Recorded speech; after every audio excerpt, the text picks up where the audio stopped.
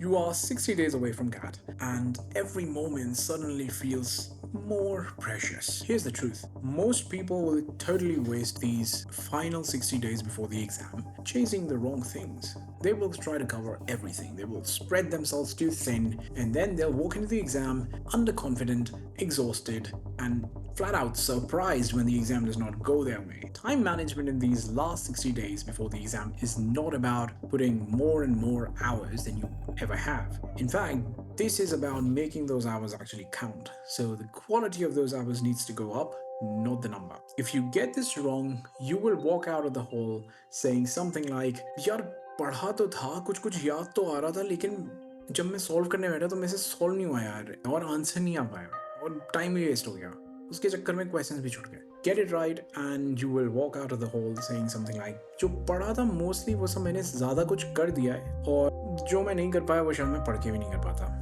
So, no regrets. Let's cut the fluff. Let's talk about a few traps that people actually fall into when it comes to time management in these 60 days and what not to do and what to do. Like I said, trap 1 is about trying to complete 100% of the syllabus. I know where this idea of 100% actually comes from. It comes from our childhood. We are expected to study everything, know everything, and then score 100%. Ab GPA ho gaya, theek hai, boomer bol lo, okay.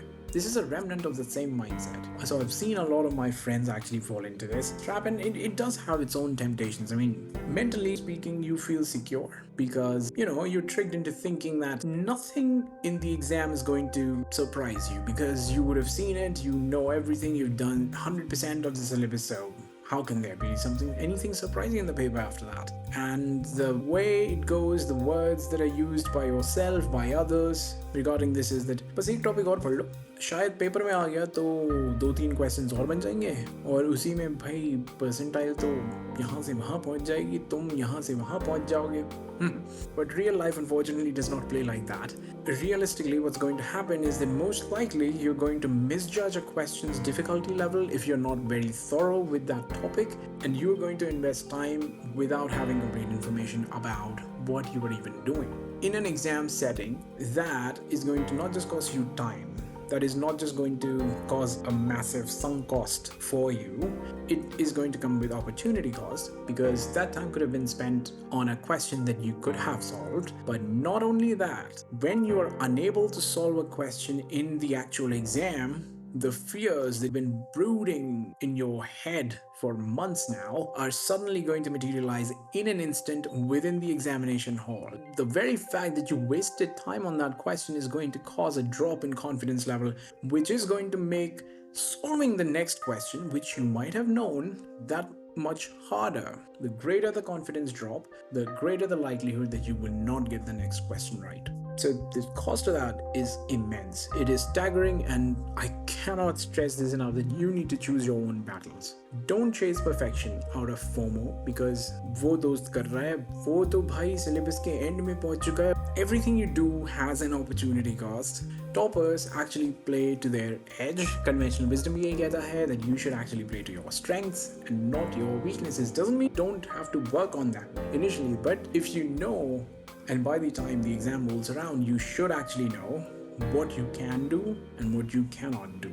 So identify those areas that you are naturally stronger in and double down on them. That's where your ROI is actually the highest. भाई ये stock market है यार, सब में invest नहीं करना है, जो प्रॉफिटेबल है उसमें करना है, उसमें वेट बढ़ाओ. So let me tell you the way I used to go with these things. For me, the strongest section was VARC. I have always scored 99.9 percentile plus in VARC. I mean, almost used to get pretty much each and every single question right. I mean, I've given like 100 plus mocks for CAT, for GMAT and all that. So my score in VARC has always kind of stood there. VARC was my strength. DILR was good.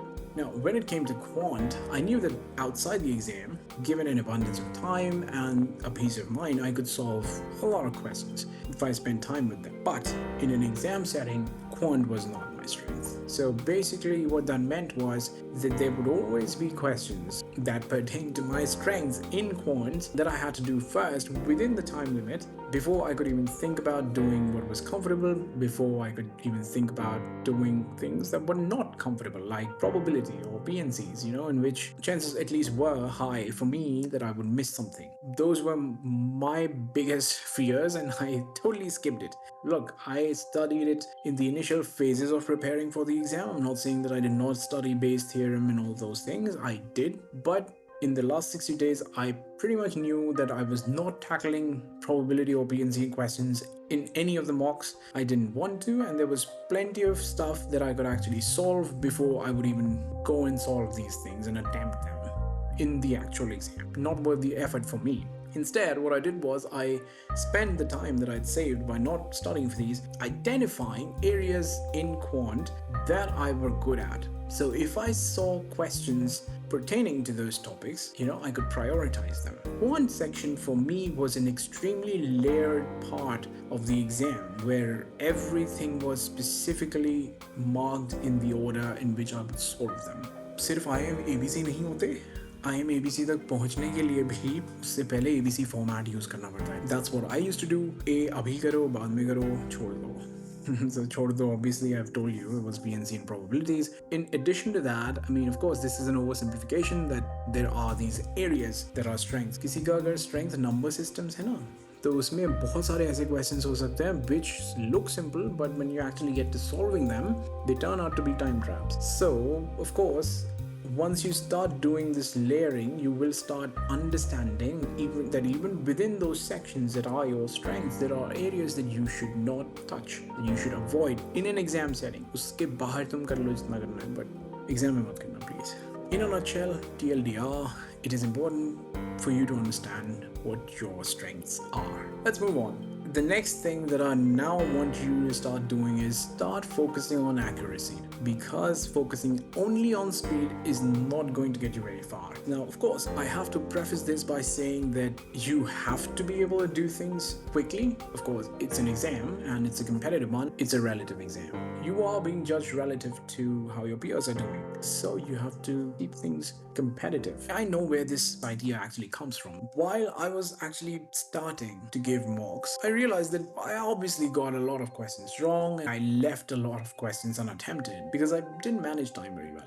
That is a skill that you learn over time as you go through more and more mocks. But शुरू में बहुत questions तो attempt ही नहीं हो पाते थे. So I do believe that is the case with a lot of people, and that is why initially the metric that we actually start looking at is the number of questions attempted. Because initially it doesn't matter if your accuracy is 100% if you can only get 10% of the questions. Unless and until it's a super hard paper, that is not going to get you anywhere. And that is the whole idea behind that metric once you're starting out. Okay, just get your number of attempts up to a level where you can reasonably expect that a specific percentage of them being right will actually get you to the goalpost that you have set for yourself. But over time, as you get faster, as you start developing skills, techniques, protocols, algorithms, mental maps that you use to get through the exam faster, as you get used to the exam format, as your body and mind sort of are tuned to the number of questions that you need to attempt and the time that you need to take for each question and all that, just sticking to the same metric does not make sense. So instead of sticking to how many questions I can attempt, as long as that is a healthy number, you need to ditch that and move to how many questions can I get right consistently. 15 plus attempts in each section can be rock solid and actually land you 99th percentile of your accuracy scale. Third thing, if you're still watching YouTube videos on lectures, everyone kind of does. Just don't watch it in regular speed. Just crank them up, watch them at 1.5 or maybe even 2x if you can follow. Don't get stuck in this passive learning routine, okay? Just don't do that because it's super easy, it's very comfortable, it is very low effort, and because there's so much information that is being thrown at you in these lectures, it may feel like progress, but passive learning is not progress. This exam is anything but passive. So don't do that. The goal here is not to just watch, it is to apply. So half the lecture time can actually be saved, and you can invest that time into applying those concepts that you've been learning. That is actually what's going to help you in the exam. Another thing is that weekends are your leverage. Okay, if you're working or if you're in college, weekends are your simulation grounds. I mean, at least schedule one full mock on Saturday or Sunday and then spend a lot of time, as much as you need, to properly analyze that. So weekdays पे तो bite size prep चलता रहता है,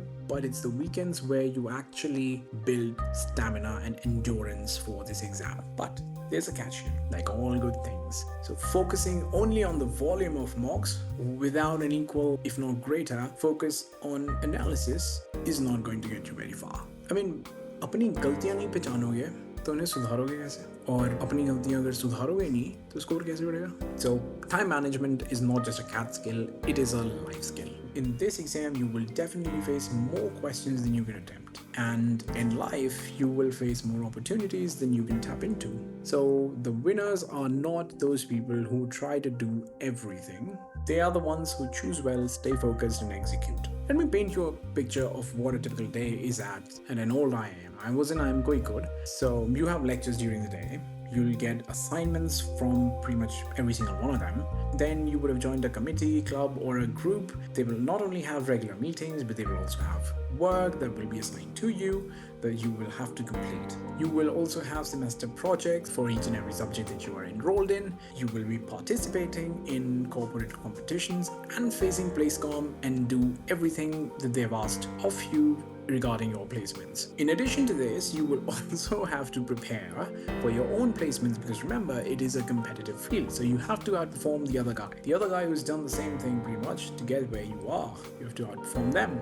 Yeah, it's a lot to take in. I know, sounds daunting, but डरो मत, कोई prepared नहीं होता है सबके लिए, but हर कोई कर लेता है अगर mindset ठीक हो. Thing is, you can't do all these things perfectly at the same time. You have to pick your battles. That is the lesson. So think of these next 60 days as not just training for CAT, but how you will actually survive IIMs and your career. So here's your takeaway. 1. Don't chase 100% completion. Double down on your strengths. 2. Accuracy beats blind attempts. 3. Watch smarter, not slower. And of course 4. Use weekends as your edge. And remember, it's not about the number of hours you put in, it's about the outputs those hours actually create. 10 smartly managed hours will crush 50 poorly managed ones. So if this helped, please share this with a friend who is still in the grind, and subscribe so you don't miss the next video, which is going to be on mental fatigue that kind of sets in as you go section by section in this exam.